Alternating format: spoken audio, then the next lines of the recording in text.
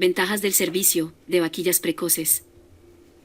Cuando las vaquillas entran al primer servicio, a partir de los 15 meses, son vaquillas precoces y representan grandes beneficios para el hato ganadero, ya que permite aumentar los índices de producción y economía del hato, que aproximadamente representaría de un 15 a 35%, dependiendo del trabajo realizado en nutrición y genética bovina.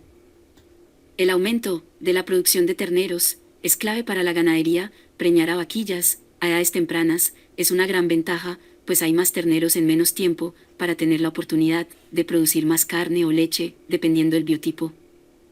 Hacer que las vaquillas se preñen a los 14 o 15 meses no es una tarea imposible, pero tampoco es sencillo.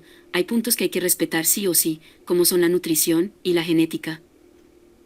Si la genética disponible en el hato no cuenta con precocidad sexual y ganancia de peso, y si la nutrición es reducida, es mejor no implementar este servicio precoz en vaquillas. Caso contrario, si contamos con todo lo anterior adelante, ya que trae muchos beneficios.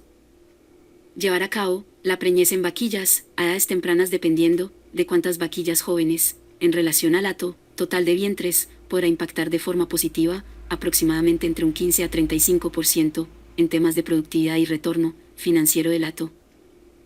En ganaderías, donde realizan el primer servicio, a los 36 meses, y se implementa la preñez precoz, se puede aumentar la productividad hasta un 43%, si en la ganadería, el primer servicio, es a los 24 meses, el porcentaje de productividad que se aumenta estaría alrededor de un 20%.